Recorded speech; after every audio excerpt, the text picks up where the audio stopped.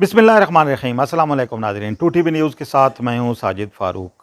नाज़रीन, आज हम बात करेंगे आलमी यौम माहौलियात की, जो आज मनाया जा रहा है। और इस मरतबा इस दिन की इनफरादियत यह है और इस लिहाज से ये मुनफरिद है कि पाकिस्तान को इसकी मेज़बानी दी गई है और पाकिस्तान की उन कोशिशों का भी एतराफ़ किया गया है जो वो माहौल की बेहतरी के लिए कर रहा है। और ख़ास तौर पर जो दुनिया में इस वक्त ग्लोबल वार्मिंग का जो चैलेंज है उससे निपटने के लिए जो कोशिशें की जा रही हैं, उसमें पाकिस्तान का जो हिस्सा है और पाकिस्तान का जो किरदार है, ये बहुत अहमियत का हामिल है।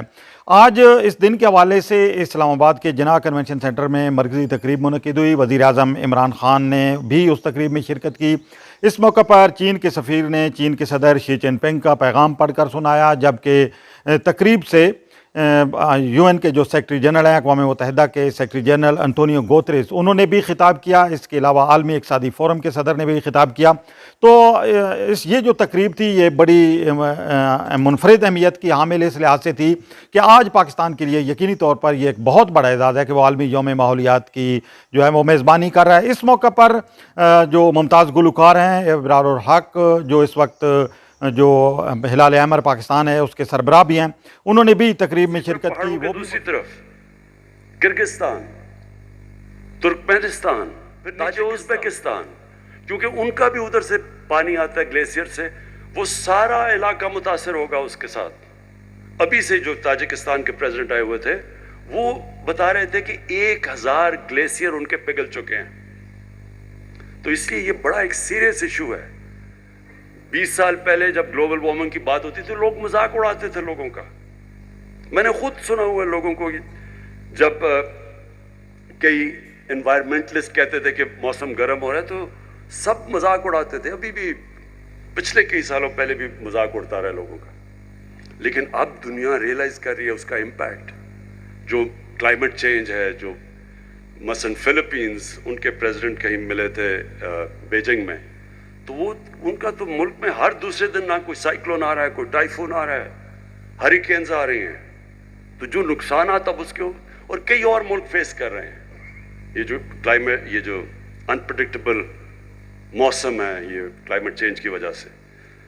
तो लिहाजा पहले तो हम क्या कर सकते हैं? पहले तो हमें खुद, अगर दुनिया नहीं करती तो क्या हमने कुछ नहीं करना? नहीं, पाकिस्तान ने, और अल्लाह का शुक्र है कि एक्नॉलेज भी किया कि जो पाकिस्तान ने अब तक किया। हमने आगे क्या करना है? हमने अब तक 1 अरब दरख्त लगाए पख्तूनख्वा में पहले, और इसके लिए मैं ख़ास तौर पे अपने फॉरेस्ट गार्ड जो यहाँ बैठे हुए हैं, इनको खराज तहसीन पेश करना चाहता हूँ। लोगों को इस चीज़ का अंदाज़ा नहीं कि जो टिम्बर माफिया, जिसने तबाही की, जिसने कई हमारे पख्तूनख्वा के अंदर और नॉर्दर्न एरियाज़ में जंगलात ख़त्म करके रख दिए। काराकोरम हाईवे पे एक दफ़ा मैं 25 साल पहले आ रहा था, कोई 50 साल तक, 50 किलोमीटर तक दरख्त कटे हुए पड़े हुए थे। तो ये टिम्बर माफिया इतना ताकतवर था, कोई पॉलिटिशियन उसे कुछ नहीं करता था। तो पहली दफ़ा पख्तूनख्वा में हमने उनका मुकाबला किया और कुर्बानियाँ दी। हमारे फॉरेस्ट गार्ड्स ने, 10 हमारे फॉरेस्ट गार्ड शहीद हुए इनका मुकाबला करते हुए। आखिर में हमने उनकी कमर तोड़ी और पख्तूनख्वा इसलिए कामयाब हुआ 1 अरब दरख्त उगाने के लिए। अब हमारा जो दूसरा चैलेंज है, हमने 10 अरब दरख्त का फैसला किया उगाने में, और मुझे बड़ी खुशी है कि 1 अरब दरख्त का जो जिससे 1 अरब दरख्त पूरा किया था, वो मैंने अभी मरगला में प्लांट किया, तो हमारा 1 अरब दरख्त पूरा हो गया। ये जो 10 बिलियन जो दूसरा वाला हमारा जा रहे हैं, 9 अरब रह गए। इसकी कामयाबी के अंदर जब तक सारी कौम मिलके इस चीज का एहसास नहीं करेगी कि ये हम अपने बच्चों के लिए कर रहे हैं, तब तक हम कामयाब नहीं होंगे सबको। और मैं ये चाहता हूं कि हमारे स्कूल की टीचर्स, मैं सारे पाकिस्तान की टीचर्स को खास तौर पे आज कहना चाहता हूं, आपके ऊपर बहुत बड़ी जिम्मेदारी है। स्कूलों के अंदर आप बच्चों को शुरू से बताना शुरू करें कि अहमियत क्या दरख्तों की, क्यों हमें अपने घर में, शहर में, जिधर जगह मिले, क्यों हमें दरख्त उगाना है, क्यों उनके मुस्तकबिल के लिए ये ज़रूरी है। और मैं आपको यकीन दिलाता हूं कि अगर हम कामयाब हो गए 10 अरब में, तो इतना इम्पैक्ट पड़ेगा, लोगों की ज़िंदगियों पे पड़ेगा, मुल्क पे पड़ेगा, सारा जो हमारी इकॉनमी है उसके ऊपर इम्पैक्ट पड़ेगा। یہ صرف یہی نہیں کہ درخت اگاتے ہیں اور اس سے گلوبل وارمنگ کا امپیکٹ ہے، پانی ریٹین کرتا ہے درخت، آگے جو پانی کے ہمیں مسئلے آ رہے ہیں اس میں ہماری مدد کرے گا، موسم کو صاف کرے گا، آکسیجن جو سپلائی جاتی ہے اس سے جو ہمارے شہروں کے اندر پولوشن بڑھتی جا رہی ہے اس کو کاؤنٹر کرے گا، اور پھر وائلڈ لائف، برڈ لائف، یہ سارا ایک پورا ایکو سسٹم ریسٹور ہوگا۔ تو اس کی بہت بڑی وجہ ضرورت یہ ہے کہ سارا ملک اس میں شامل ہو، یہ کبھی بھی کوئی گورنمنٹ خود نہیں کر سکتی، قوم مل کے یہ جنگ جیت سکتی ہے۔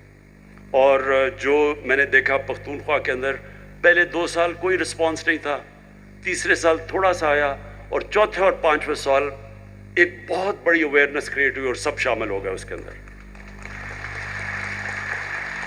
تو میں اب چاہتا ہوں کہ ہم یہ جو ہمارے انیشیٹیوز ہیں اس کے اندر ہم ساری قوم کو انوالو کریں، خاص طور پہ جو ہماری بہت بڑی ایڈوانٹیج ہے، ہم دنیا میں دوسرا ینگسٹ پاپولیشن ہے۔ مثلا چائنا کو بڑا پرابلم ہے، ان کے بوڑھے ہو گئے لوگ، انہوں نے اب کہا کہ بچے زیادہ پیدا کرو، ہم کوشش کریں بچے کم پیدا کریں کیونکہ ہمارے لوگ بہت زیادہ ہیں، لیکن ہمارا جو ینگ پاپولیشن ہے اس کی یہ بہت بڑی، ہم اس کو کنورٹ کر سکتے ہیں ایک ایسٹ میں کہ وہ ہمارے شامل ہو، یہ جو ساری ہمارا جو ایکو سسٹم ریسٹوریشن کے اندر اس کے اندر پوری طرح ہمارے یوتھ کی پوری کنٹریبیوشن، بچوں کی کنٹریبیوشن ہو، اور اویئرنیس شروع سے ہی ہو جائے۔ میں نے یہ دیکھا تھا کہ کئی یورپین ملکوں میں اسکول سے بچوں کو پورا احساس ہوتا ہے انوائرمنٹ کا، بچے پریشر ڈالتے ہیں بڑوں کے اوپر کہ آپ ہمارے مستقبل کے لیے آپ کو انوائرمنٹ کا دھیان رکھنا پڑے گا۔ ہمارے جو انیشیٹیوز ہیں 10 بلین ٹری کے علاوہ، جو یہ ویٹ لینڈ، یہ جو ریچارج پاکستان، ہمارا کیونکہ پانی کا پرابلم ہے، یہ بڑا اچھا ایک انیشیٹیو، اور میں امین اسلم آپ کو اس کی داد دیتا ہوں کہ جو ہمارا فلڈ واٹرز ہوتے ہیں وہ ضائع ہو جاتے ہیں، انہی فلڈ واٹرز کو ہم، یہ جو ہماری ویٹ لینڈز ہیں مثلا لیکس ہیں، ان کو ہم ریچارج کر سکتے ہیں اور ان کو ڈائیورٹ کر سکتے ہیں۔ جب فلڈ کا پانی ہے تو وہاں بھی پانی اسٹور ہو جائے گا، اور وہ پانی پھر نیچے سیپ کرتا ہے، گراؤنڈ لیول بھی ہمارا ایکویفر بھی باقاعدہ ریجوونیٹ ہوتا جائے گا، تو اس کے لیے بھی ایک بڑا زبردست پروگرام ہے۔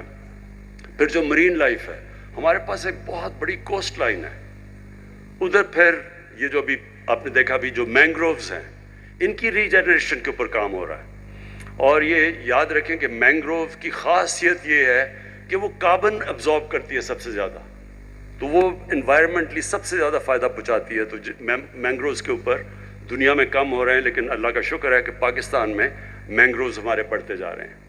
اور پھر جو ہمیں سب کو کوشش کرنی ہے وہ یہ کہ ہم لوگوں کا اس میں انوالومنٹ کریں، یعنی لوگوں کی جو مقامی لوگ ہیں، یہ یاد رکھیں بھوکے لوگ انوائرمنٹ کی پرواہ نہیں کریں گے۔ اگر میں بھوکا ہوں، مجھے کیا، میں پہلے تو سوچوں گا اپنا پیٹ پالنے کا، مجھے کیا فرق اگر میں بھوکا مر رہا ہوں کہ درخت لگتے ہیں یا نہیں لگتے۔ سو جو مقامی لوگ ہیں ان کی انوالومنٹ اس میں بہت ضروری ہے، جس کے لیے جو امین اسلم آپ نے گرین جابز کی بات کی کہ ہم ان کو سٹیک دیں اس کے اندر۔ جو ابھی آپ نے دکھایا کہ خواتین پہاڑی علاقوں کے اندر نرسریز اگا رہی ہیں اور ان کو پھر پیسے ملتے ہیں، ان کی انکم بڑھ رہی ہے، وہ انوالو ہو جاتے ہیں۔ پھر وہاں کے مقامی نوجوان ہیں ان کو پھر فارسٹ گارڈز بنائیں، ان کی ذمہ داری دیں، ان میں سے سلیکٹ کریں، کیونکہ اب ہم نے 15 نئے نیشنل پارکس بنا دیے ہیں، اور یہ نیشنل پارکس ان کو جو پرزرو کریں گے، جو ٹریننگ کرنی ہے، آپ نے کوئٹہ کا بتایا جو زیارت کے اندر اسکول بنایا ہے، یہ نیشنل پارکس کے لیے اسپیشل گارڈز آپ کو چاہیے، اور ان کی بھی جو ہمارے فارسٹ گارڈز ہیں ان کی بھی نفری بڑھانی پڑے گی، ان کو بھی ٹریننگ دینی پڑے گی، کہ ان کو پروٹیکٹ کرنے کے لیے، ان نیشنل پارکس کو پروٹیکٹ کرنے کے لیے۔